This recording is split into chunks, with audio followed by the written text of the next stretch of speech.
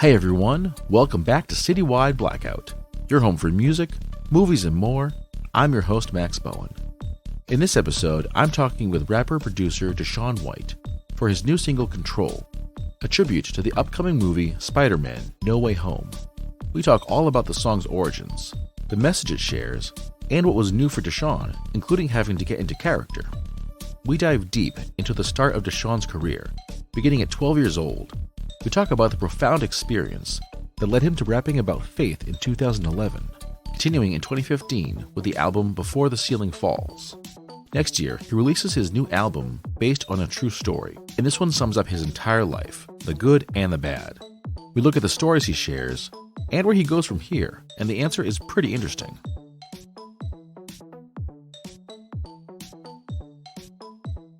Joining me now, folks, I am so excited about this. I've been digging through all of his music. He's got some amazing content and a brand new single out coinciding with the release of Spider-Man: No Way Home. Rapper-producer Deshawn White joins me. Deshawn, welcome to the show, man. I am so glad we're doing this. Thank you for having me. This is exciting. Oh, I haven't been doing a lot of interviews lately, so I might be a little rusty and fumble around a little bit, but give me some grace. But thanks for having me. of course. Hey, totally okay, man. I fumble around quite a bit myself, so it is just the conversation flows. So let's dive right into your recently released single Control. This is written as a tribute for Spider-Man: No Way Home in theaters December 17th.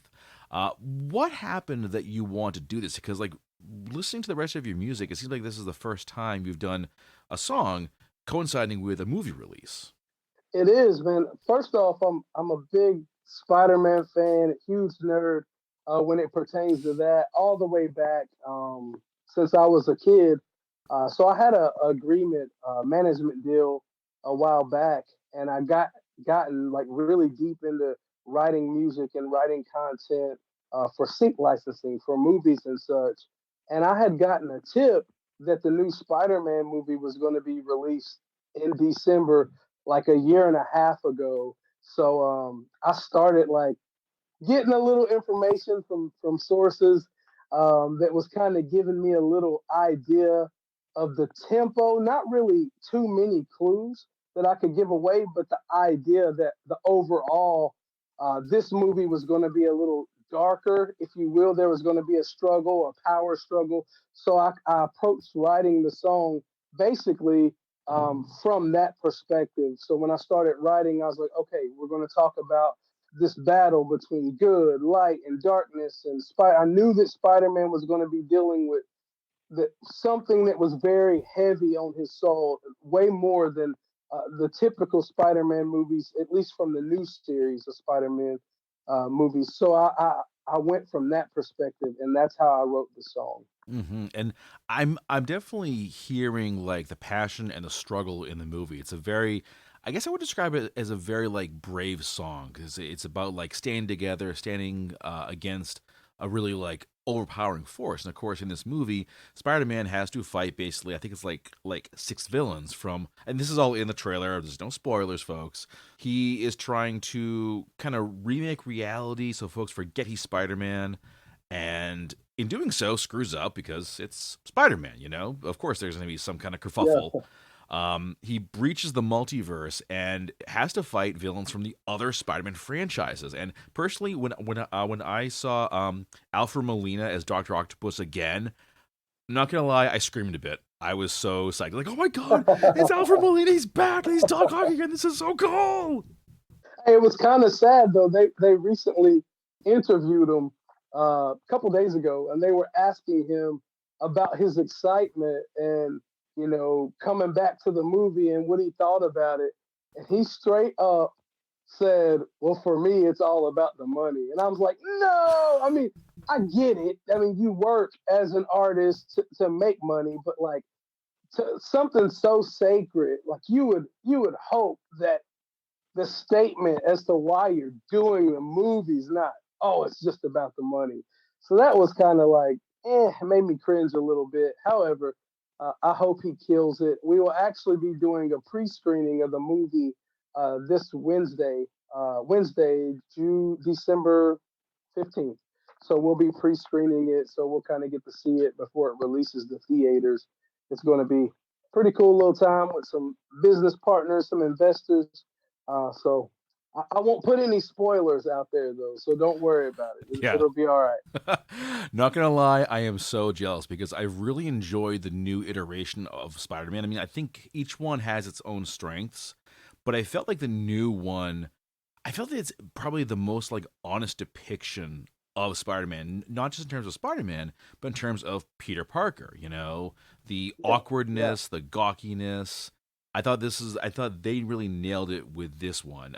Not only from these movies, but also from his appearance in Captain America: Civil War and others. Agreed, man. I would agree 100%. A lot of people would want to fight you for that.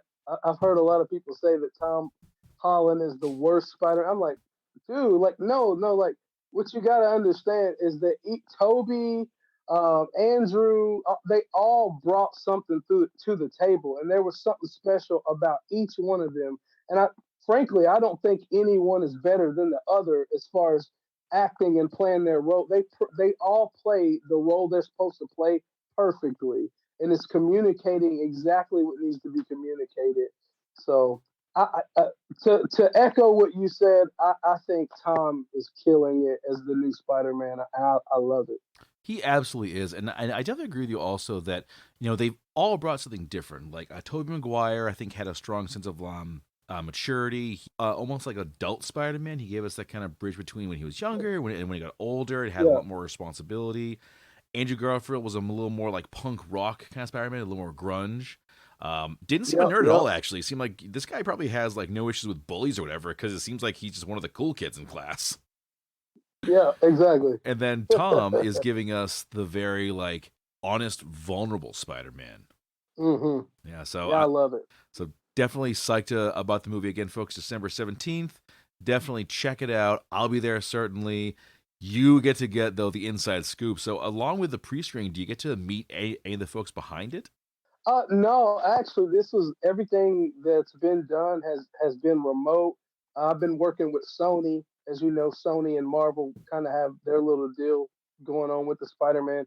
Um, yeah, I've been working with Sony to have this party and to kind of stay on the inside of different things about events and stuff that's coming up. I almost got in a little trouble when we submitted our song. If you listen hard enough, you might just hear something. Uh, you might just hear something if you listen hard enough to the song.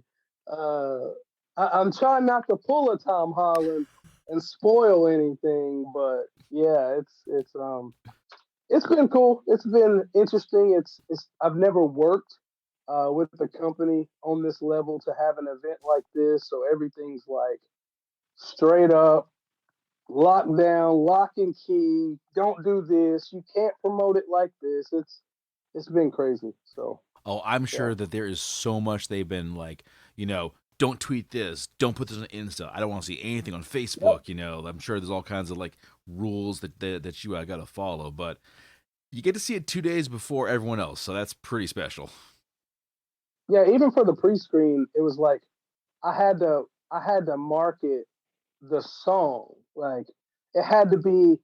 It couldn't. We couldn't openly say, well, we weren't supposed to.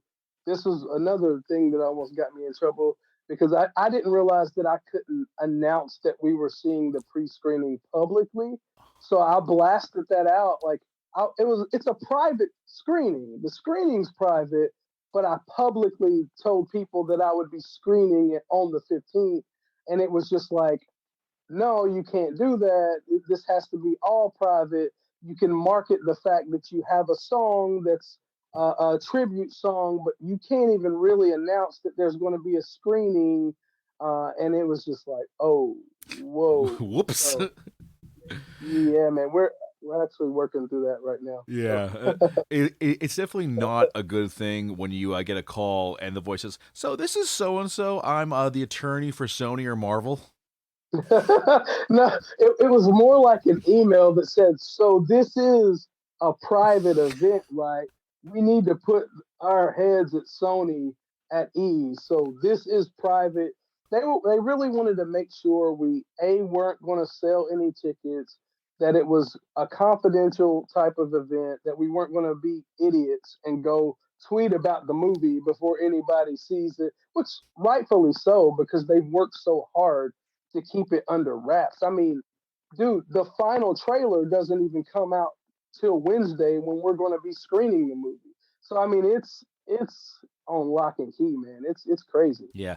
Don't ever be that guy who I spoils a will. big movie for, and that's a message for everyone else too. Don't be that person who spoils the ending for everyone else. Yeah, No one likes that person. don't be that guy. Exactly. Nobody at all. So I was even strategic about people that I let in, just to make sure it was people that wouldn't be silly and go out and start tweeting about it or even bragging about it in a way that could come across the wrong way prematurely. So, but wish you could come, man. If you lived a little bit closer, you would definitely be VIP. That'd be a heck of a drive, actually. But to see Spider-Man early, maybe. It's a heck of a road trip, but it's been a while actually since I got the chance to actually do that. I've been across the country twice now, so you never know. You never know. Hey, man, if you get brave enough to drive across the country, let me know, man. Exactly. All right. So we talked about some of the new things in terms of like dealing with folks, but in terms of like music, what was new about this song for you? Getting in the character, because I wanted to. My music's always been real. Like it's always been my life story, and I'm big at like, okay, I want to tell my testimony, my story, be real. But for this, it actually required a little acting because my approach was way different. It wasn't, oh, I'm digging through Deshawn's mind, childhood, past, relationship, whatever. It was like, okay, I have this piece of information. I have to be Spider-Man because the only way that I'm going to convey this message accurately with the passion that I want to convey it with is I got to make people feel in my mind like they're hearing the thoughts of Tom, like they I'm in his head and they're really experiencing this battle with him. So I was in actor mode, man. And That's how what it was that was. for you playing the part of the superhero? Man, you should have seen me. I wish you could actually see this video, but like I was recording and I was either like even doing like the Spider Man, like I was shooting stuff. I was like dropping low, like I was like really jumping off of a building. It was a craziest recording session Oh my ever. god. If my wife would have came down and saw me like crawling around and jumping at the mic, she would have been like, "Man, my husband is going crazy. Yeah, We need to what get him." the hell is going on here? I'm being Exactly. Spider-Man? Yeah. So it was way different in that regard because it was acting for me. It had nothing to do with my life. Mm-hmm. So Unless it secretly does. unless unless Secretly. it's secretly By day, music producer. By night, done. vengeful spirit. Nobody knows, man. I'm the real Spider-Man. You just don't know it yet. Okay. I can totally see I'm it. trying to keep that under wraps, man. Like so. You probably shouldn't Yeah. be talking about it on a podcast then. Oh man, I just told on myself. Yeah. Now all your enemies are gonna know where you live, what you look like. It's over, dude. Sorry. Hey, Oh man. man, Peter Parker never quite seemed to handle this, so don't feel so bad. He's constantly screwing that one up. Yeah, I mean Tom Holland, he's always dropping stuff he's not supposed to. I was surprised that he was able to keep his mouth quiet for this movie and not tell any spoilers because usually he's known for telling stuff that he Ooh, shouldn't tell. So come on, Tom. Come on, dude. yeah, man. All right. Yeah, like the last two movies or something, he's dropped stuff that they didn't want him to drop. So Tom, come on, maybe buddy. maybe they took his Twitter this time. They're like, we're gonna take your Twitter, Tom. Give us your You phone. don't need it. You don't need it. You'll get it back after the 17th. Exactly. All right. So we talked earlier about how your music is usually based on your life. It's very real and honest. And listening to the rest of your work, I definitely get that vibe. Has that always like been your approach though?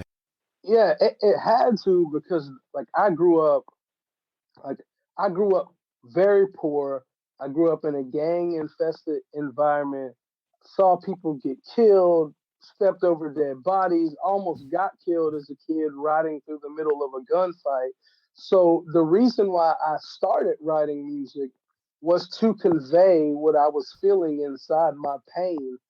And when I first started rapping, it's funny. I was 12 years old, and all my music sounded like gangster rap, and it's because that's the only thing I knew to talk about. I seen it in my family. I seen it when I went to school, out the door, and I remember creating, not really creating this a persona, but that actually became who I was. Uh, and I think some of it was influences from the neighborhood. Some of it was living up, I guess, to the persona that I had created. But the reality is that was my environment.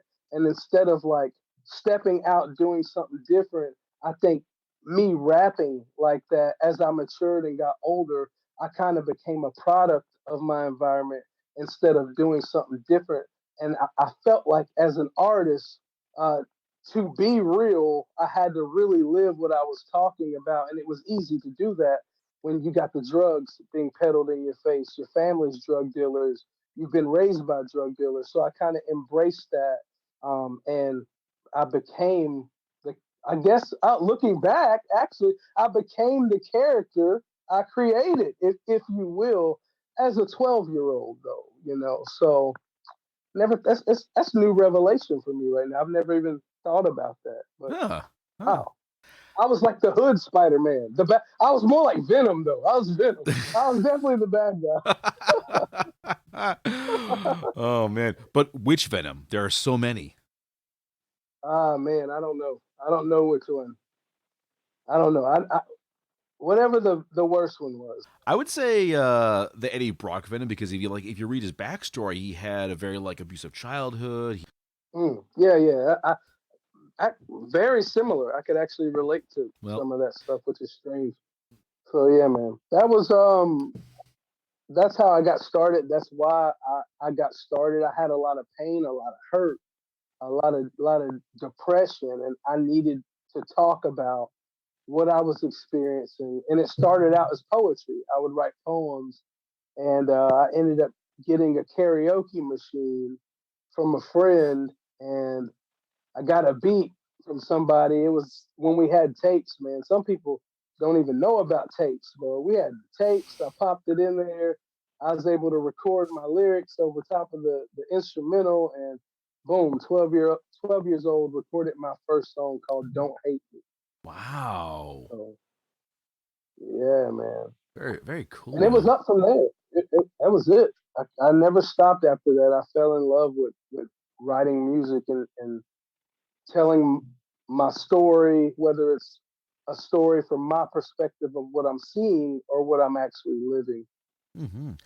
And what I found pretty interesting too is that the story has shifted a lot over the years. Listening to the rest of your work, you released Before the Ceiling Falls in 2015, which was a Christian album, and that's yeah, first time I've actually heard like Christian rap, and I gotta say I really loved that.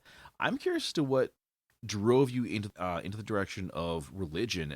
Man, this is gonna be a crazy story, so buckle up. All right, let's do it, man. Let's do it. It's all true. I promise you, it's all true. Some people think it's crazy, but it's true. It was real for me. I experienced it. So I was on the road in 2010, I believe, with Lil Wayne, and so 2007, late 2007, almost 2008, we met Birdman, which was is Lil Wayne's dad. He calls him his dad. They were pulled over in Kingsport, Tennessee, which is close to my hometown, like within probably 20 minutes away from Johnson City. At that time, we were neighborhood drug dealers. I was still hustling, the rap hustler, all that, and somehow we had a mutual connection. We Their tour bus got pulled over, coming through Kingsport. They had guns, they had dope, they had all kinds of drugs on there. So they stuck their whole team in jail. Like 15 of them went to jail, and we had a connection. So we were able to bail Brian Williams Birdman out of jail, or put him in a place to get him out of jail so that he could get the rest of his team out of jail. Because in Tennessee, when you have drug charges, you're not allowed to bail out. You can't bond yourself out. You have to have somebody get you out of jail on drug charges.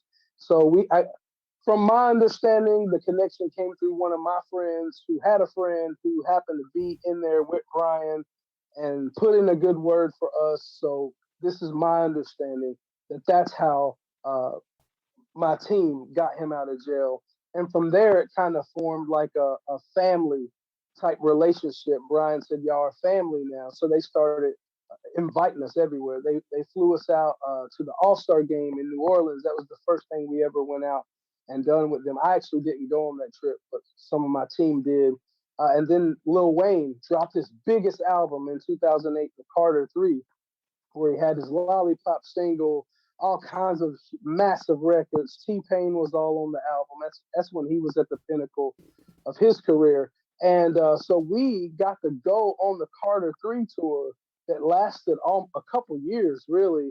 And that was where I got to be developed as an artist. So I wasn't signed to Cash Money, but I did have a developing agreement with one of the managers. His name was Greg Green, and they molded us, shaped us, taught us how to do marketing, taught us how to be artists, how to perform, and we got to watch the best. Like Lil Wayne is hands down one of the best performers in the world. If you've never seen him, his shows is out of this world. So we learned from him. So during that journey, had to give you the backstory for it all to make sense. So during that journey, I was still selling drugs, still, you know, doing what rappers do. And I had these VIP passes in my hand. I think we were in like Charlotte or Greensboro, North Carolina.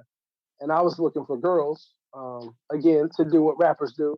And dude, I was standing in the middle of this arena, and the only way I can describe what happened was I was frozen, and it was like I thought I was dead, bro. Like I'm looking up at my life play before my face, literally. Like I saw myself as a kid. I saw myself in vacation Bible school. Then it fast forwarded to a time where I was like 21 years old, smoking dope. And I remember picking up the Bible when I was 21, and it looked like the words were just breathing on the page. And I threw the Bible and freaked out. Like I saw that in this movie clip, whatever you want to call it.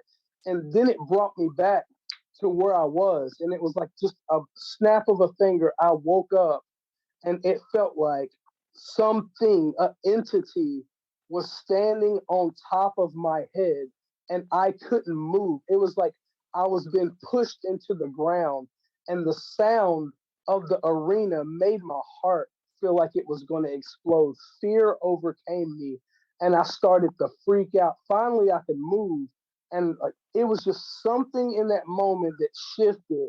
And I said, okay, that was a divine experience. I have to find out if there is a God, like really a God, and if there is a God, who do I believe to be God? Who is my God? Because something bigger than me just took over me. And from that very day, I left the amphitheater, went back home, stopped doing music, man. I hung out, moved back into my old house with my family, and I stayed in a room for 1 year. I kid you not. Like, of course, I would leave to go play basketball, eat some food, hang out a little bit, but I come back to that room, and all I did, I read the Bible, I read the Quran, I read through all these different things, just searching. I wanted to know truth, like who is my God, or who am I going to subscribe to as God? And by the end of that time, more weird stuff started happening, like crazy dreams. I'd start seeing things happen in my dreams, and then they would happen in the real world. And I just started to get so freaked out. And finally, I ended up bumping into this pastor His name's Jeff Oakes, and he was explaining to me that what was going on is something from a biblical standpoint is called prophetic dreaming. It's a gift that God gives to people, some of his servants, and some people would call it telepathy or not telepathy, but what's the premonitions, or there's different names for it. But he showed me through scripture what it was and what was happening. And he pointed to different times in the Bible where other people had this same experience that I was having. Paul being one on the road to Damascus in the New Testament. And for me, man, it was just that moment as I read through the Bible and sat down with him and weighed out my options and studied all the texts of different religions. That just felt real to me, and that's what moved my soul, moved my spirit to commit my life to becoming a Christian and following Christ.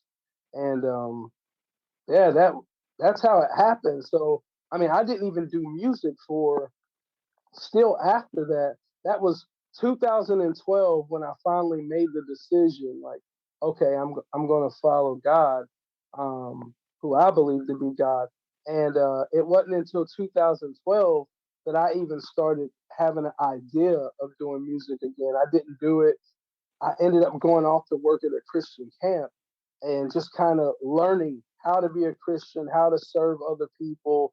A lot of challenges, um, and I went through this process of schooling and training and ministry for like 3 years, man. And then in 2015, that's when I finally picked the mic, like really picked the mic back up, not just doing songs here and there, and committed myself to doing the album.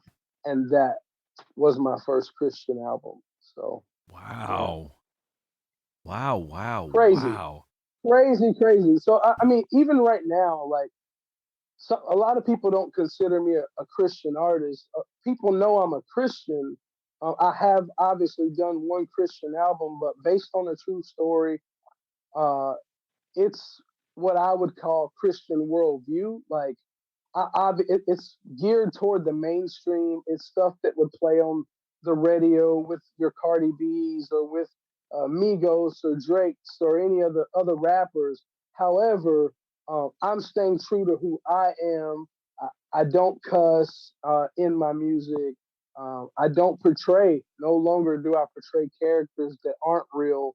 And I just stay true to who I am. A married man who loves his kids, who deals with depression, who deals with battling my faith, even now, 7 years in as a Christian, still the struggle. You see things like kids dying of cancer, watching my mom, my grandma, who raised me, die of cancer, and little kid, Nick Cannon's son, 5 months old, dying. I still have these battles like, God, like, if you're good, like how can this be good? And I know, like, from a Christian point, it's like, okay, he's in control, he's got this, but I'm human, bro, and it makes me ask those questions. Like, if you're good, why did Nick Cannon just lose his 5 month old baby? Like, what happened to that baby?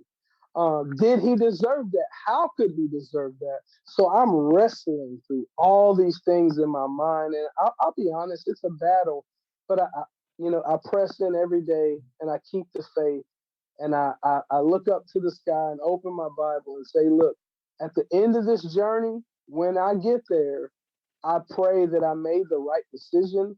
And I pray that as I stand before you, it all makes sense and you make it make sense because I don't understand you, God. That's my perspective on Christianity right now. I'll be honest.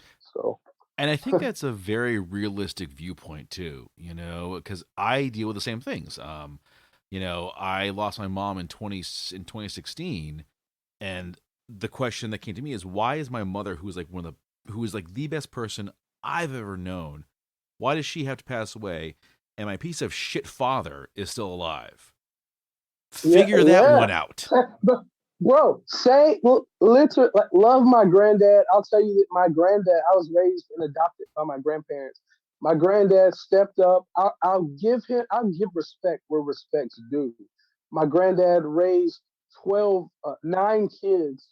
Yeah, 9 kids that wasn't his, plus me, plus my sister. I mean, he stepped in and done his thing. But the reality is he was an abuser. I also watched him knock my grandmother out cold multiple times.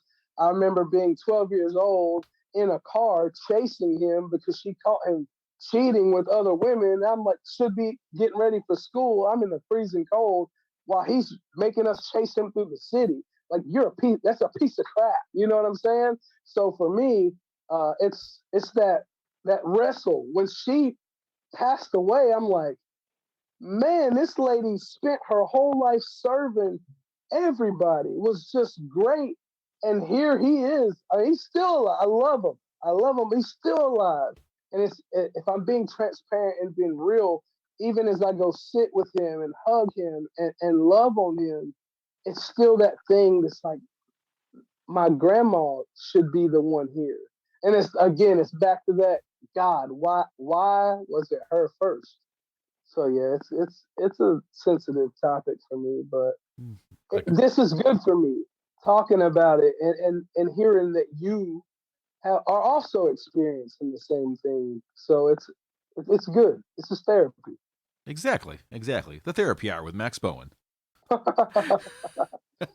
And I'm sure we could spend the next like 7 hours talking about faith and what it means to be a Christian today.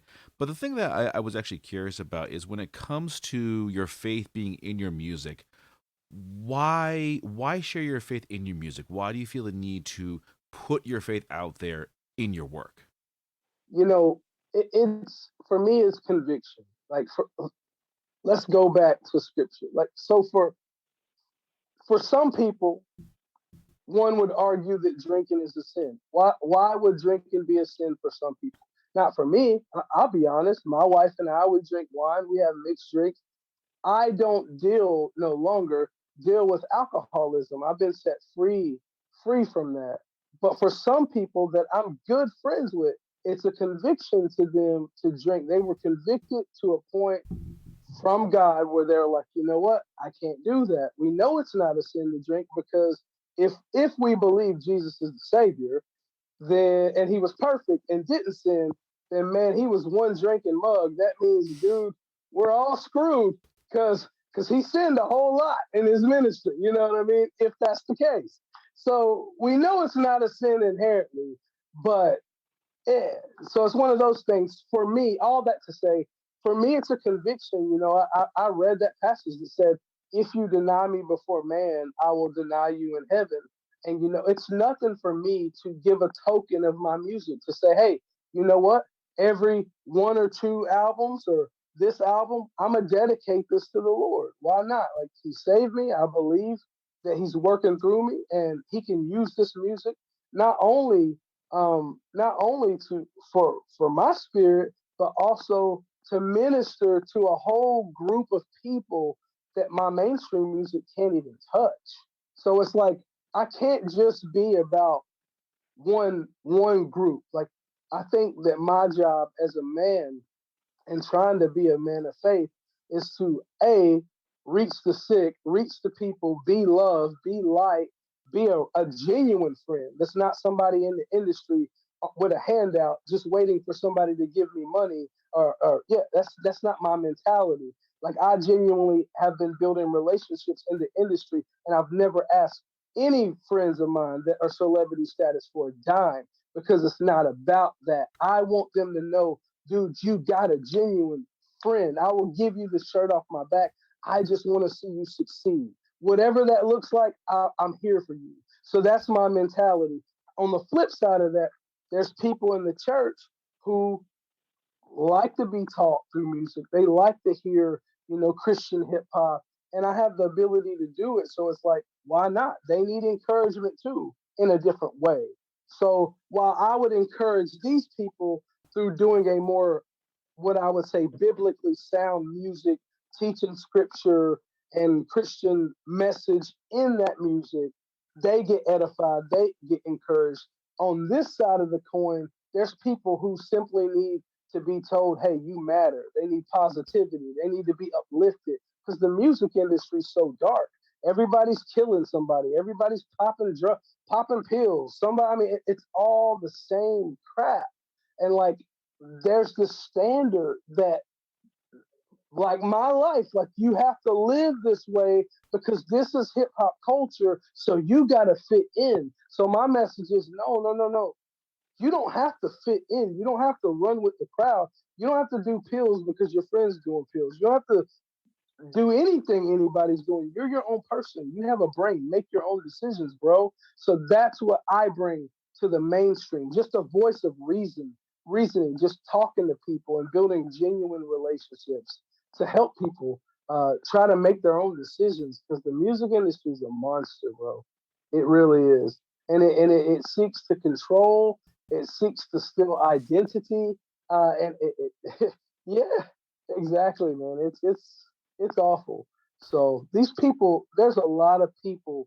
Some of the most miserable people I've met are millionaires, super rich, super wealthy, super famous, and they still feel empty and can't even call somebody a genuine friend because everybody has a handout. They're paying for their friendships, and that sucks, bro. I couldn't imagine living a life not having a single real person. So that's my mission is to be a real friend to anybody I meet in the music industry, at the grocery store.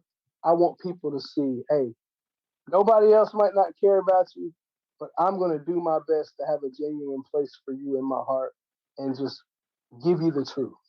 So that's my goal, man. That's what I do. I like that. I really do. I like that. Does that message continue on with Based on a True Story, which will be released later on next year? Yes, based on a true story is again, it's more mainstream. But what you see in based on a true story is a lot of what we're talking about right now. You see this beautiful struggle. So it tells a whole story from start to finish. The album starts out talking about my granny. First song on the album after the intro is called "A Nickel Bag of Faith," and it's talking about being raised on drugs and how my grandma she she was at one point was a drug dealer, but would pray every single night to God to bless her and to take care of our family and to keep us alive. And I watched her do this every night. We would pray. So I got my faith from her, even though some would look at her and be like, oh, she wasn't really living it. She was living it enough to inspire me to pray, and so that's where the song starts. It goes into my adulthood, my marriage, and then marriage becoming man, I don't know if you're married, but marriage is a whole nother level of issues. Like, so we're talking about two people becoming one, living in the same space, and like, I'm way different from my wife. I have different habits from her. So our first year was our worst year, bro. Like, we hated each other. Like, it was so, I'll be honest, like, the honeymoon was over after like 3 months when we started living. Oh my gosh, it was bad. We fought all the time. I started drinking again. I started drinking just to kind of ease the stress. I didn't want to fight. And I got to a point to where I was like, this is ministry. I'm in ministry at this point. I'm just being real with y'all. I'm in ministry at this point, fighting my wife. She's yelling at me. We're cussing and screaming at each other. I'm like, F it. I don't want you no more. I'm leaving. Pack my bags, throwing my stuff out the door. Like, she's calling our lead pastor. I mean, this is what the album's about. Like, I'm being real and raw. So it's both and. It's definitely not a Christian album per se, but it's a good merge of where you see my faith. It is Christian worldview for sure. You see the struggle. But it's not the Christian album where, oh, John 36 and blah, blah, blah. And I'm quoting, it's nothing like that. It's like, okay, look, I'm gonna give the world what it really looks like to be a believer. I'm not going to do this fake junk like my marriage is perfect and everything's fine and we don't cuss and we don't drink and we don't fight. This and that's real for some people, but for me it's not. So I'm not going to portray the character anymore that is not real. So that dude, you get it all. You get the fights with the wives, you get the drinking, you get man, but you also get the redemption at the end to where the whole album just shifts and it goes from my pain, my depression, my substance abuse to okay, I finally made it through. God has broken through, the light has shined in, I am free. Praise the Lord. So you get all that through this project, man. It's beautiful. It's really is my finest work of art. And I don't say that lightly. I've been working on this for 2 years. Wow. Yeah. Jeez, 2 years. 2 years Unbelievable, I've been working on man. Given that you're sharing so much, the highs and the lows, did you ever balk at this? Did you ever think, maybe I shouldn't tell this part of it? Maybe I should leave this part out because it's so personal? it. No. And the reason why um, is because I don't talk about in marriage if you don't want to kill each other. You got to have this mutual kind of agreement and understanding of what's acceptable and what's not. When Bethany, my wife, married me, she knew that I've always been an open book. I'm in my messages when I was traveling and preaching a lot.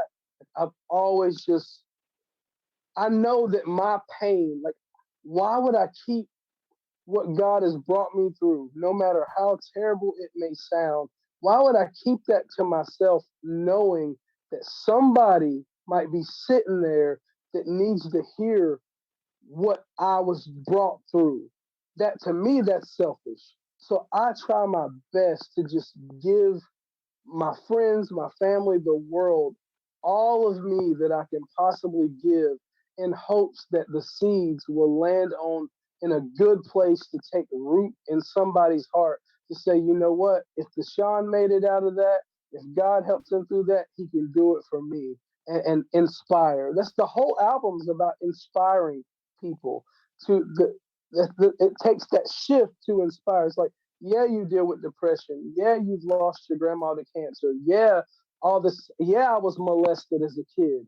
Okay, a lot of terrible things happened to me, but I don't have to be defined by what happened to me in the past because I have a future. I have a future, and that's what I'm looking toward. I have the present, and I have a lot of things to be thankful for now. And even though that was hurtful then, that doesn't have to be the narrative to define how I live the rest of my life. And so the message behind the album, all the marketing is to inspire the brokenhearted and help dreamers dream again. That's what I want to do. That's my mission as an artist, period. Let's take a look back to when you first began in rap. You were 12 years old, you were rapping about what you saw, the gangs, the drugs, and now the you in the here and now. Do you see these two people as distinctly different? I do. I see the old man as like it's so crazy, Max. I mean, it's crazy. Like I see the old person as a dead. Like I look at like the way I dress, the way I speak, the way I act, the way I think. It's so like drastically different. I'm talking polar ends of the spectrum. One Deshawn is, hey, grab a pistol. Oh, you said this? All right, F you. I'm gonna grab my pistol or we're gonna go fight. That's the first thing I'm gonna do. Like I'm running out the door, like, let's fight, let's blah blah blah. You looked at me wrong. You stepped on my shoe for crying out loud. Like just a crazy psychopath I used to be. Seriously, I was crazy. To me now, it's like man, I literally will look at a photo album from my darkest moments, and it's like, man, I don't even know who I'm looking at. It really feels like I don't know who I'm looking at because I can go back to those moments and memories, and I'm like, golly, I was that person. Wow, Woo. So yeah, I would say, man, I'm a completely new, different person. And and I've had to share that with a lot of people because I mean, when you're a shady character, you do shady things. So there's a lot of people that I did shady things to, and my fear was always like, yo, I'm gonna grow up, I'm gonna mature, I'm gonna have life, I'm gonna have kids, and one of these jokers that I done put my pistol to his face, and or we threw him through a glass or something. One of the many crazy things we did is gonna come back. He's gonna kill me. And what if I'm with my wife? And what if I'm with my son? What if I have to deal with the consequences for my actions years later? So one thing I did when I became a Christian is I went through this book called, I think it was like the Beta Satan or something like that. It was by John Bevere. And I was so convicted about all the people, women that I slept with no intentions of being with, lied to them. Like, I literally went back and I started calling all my enemies. I reached out to everybody that I could physically, mentally think that I hurt, I did wrong, I fought, and I shared this story. I shared what God did for me, like I just shared it with you. And I told them, man, I am sorry for being that guy. That's not who I am now. If you can forgive me, man, I would be honored and it would bless my soul. So that way I know that if I'm receiving this forgiveness, I no longer now have to look over my shoulders. I called everybody that I did wrong. We're good. That's in the past. So, man, that was one of the best decisions I ever made was to call and make amends with people I hurt. Oh, definitely. Definitely, man. Yeah, those must have been some hard conversations. Now, you mentioned that the people were all like, "Yeah, we're good. It's in the past. No worries." But did you have any difficult ones where people saying, "Oh, I remember you from like 20 years ago. I haven't forgotten this." You know what? Look, man. I got one person. Look, bro. I, I can tell you some of the stuff that I've done, you probably make your head. I got two people that still hate me to this day. They don't believe me. They think I'm a fraud. And it's these two women. They're a couple, they're married. And so back in the days, my homeboy used to sell shoes. So these two photographers, these ladies, they did a photo shoot for me. And the deal was I was supposed to get them like 3 or 4 pairs of shoes, which I could get at a relatively like an inexpensive price because my friend was getting them shipped over. And he went to jail or got in trouble or his connect went bad. And I went broke. At that point, I went broke. My drug dealing connect got locked up. I had no income, no money. And so I couldn't get her those 5 pairs of shoes that I was going to have to pay like three, four, $500 for. And like, I mean, probably 4 years ago. I mean, we're talking, dude. This was years ago. Like when this was like probably 2000 and this is before Cash Money, bro. 2004. I saw this lady 4 years ago in the mall, bro. I heard somebody screaming, "He's a fraud!" I turn around and there she is. She's like, "Deshawn White? Deshawn White?" I'm like, I'm like, I'm like, my heart's pounding at this point. And I was with a group of friends, and she's like, "Don't trust him. Never trust him. He's a fraud. He robbed us." And I'm like, at first I didn't realize who it was. And then I looked and I'm like, oh, that's the lady And at this point, I mean, I got money now. I got plenty of money now. So I could have handed her $400 right there, but she was like not having it. Didn't even give me the chance to apologize and ask for forgiveness. And she straight up left the mall screaming, just manifesting some anger for sure, for sure. So that's the only person I could think that wants to beat me up. So I watch out for her because I don't want to get beat up by two ladies. You know what I'm saying? That'd be embarrassing for my career. Because what am I going to do? Punch them? I can't punch a woman. So I'm going to have to let these two ladies beat me up. So now I'm good. So I Wow. literally run if I see them. I run full speed. I will be like, okay, I'm out of here. Don't blame me. I'd probably do the exact same thing. And I look, and I want to reach out to them. Like I honest to God, I don't even remember their names. I don't know how to reach out to them. Their photo studio isn't downtown anymore. I tried to go down there. It's not there. I would love to give them 400. I'll give them $1,000 if they, which the photo shoot was only worth a couple hundred. I'll give them whatever they want if it will bring them at peace. Bring them peace. Yep. You can't control what some folks are going to do. Some folks are going to hold those grudges for years and years to come, and that's their choice. You know, that's how they want to live. That's how they want to live. So where do you go from here? I mean, like this album's, like you said, this is like your best work to date. This seems to sort of encompass your entire life, your struggles. What's next? I mean, like really, where do you go from there? Honestly, great question. I don't know. I have a few things that's going to be fun, and maybe you can help me with this one. I'm sure you talk to a bunch of artists and stuff, but I have a couple more things that I'm going to be doing. I don't know how many more rap um, projects. As you know, Control's not a rap. It's more of a pop with a rap flair. So you're kind of seeing a picture of where I'm headed. So I don't know how many more rap albums I'm gonna do. Like solid, like this is a rap album.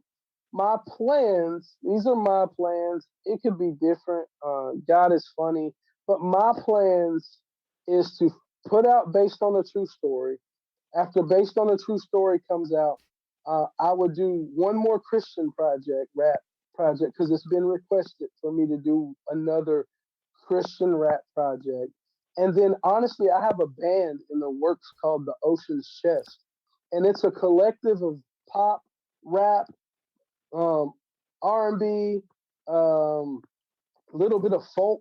It's just a collective of musicians and artists from all over the nation coming together to make a new sound, to create just a new sound. Like I mean, you might hear pop on the track mixed with a little bit of rap. You might hear something that feels more rockish, and I mean, it's going to be an amazing collective. It's called the Ocean's Chest.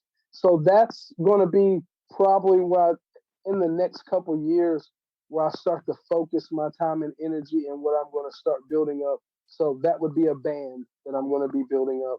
And then I also have an experimental project that I'm going to do that is going to be super fun, which is also a segue to going to do that full time. So it's going to be a project where I've been challenged with the task of creating an album that has all of the most of the major genres on it, and I have to write, record, and sing a country song. I have to write, record, and do a pop, a R&B, Christian contemporary slash gospel song.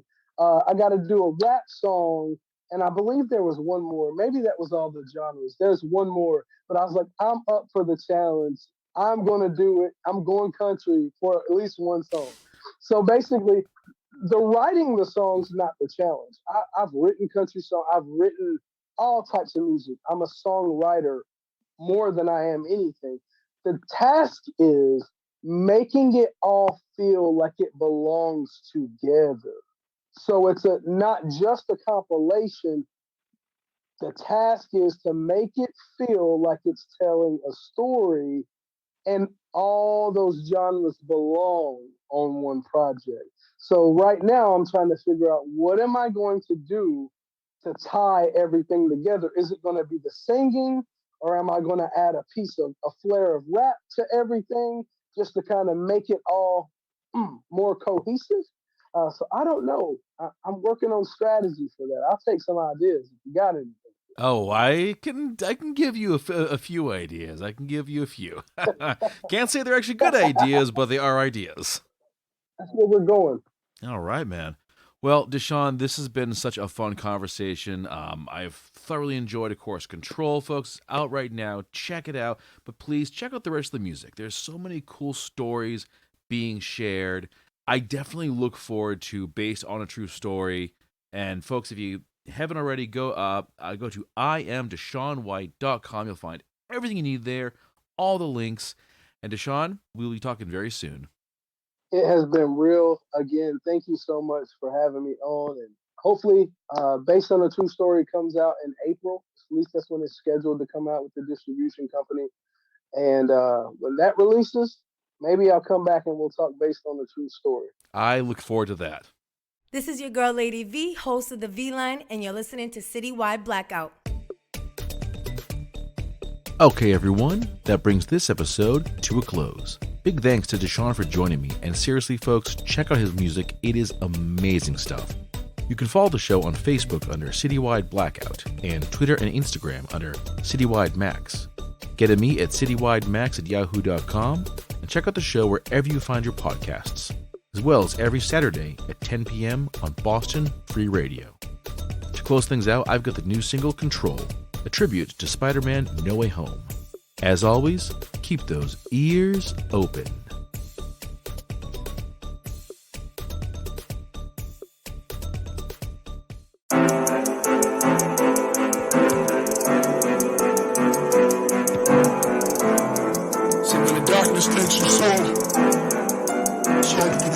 When the day goes and the night comes, you don't have to hide.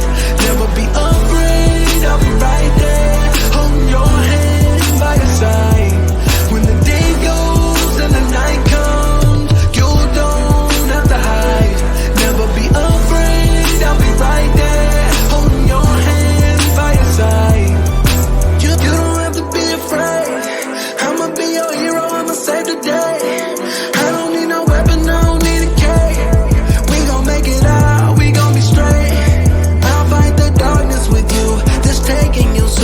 It's digging in deep, but not letting you go. Control, control, control. Gotta fight it, you gon' fight it, we gon' fight it. I'll give you everything, more than you think you could ever dream.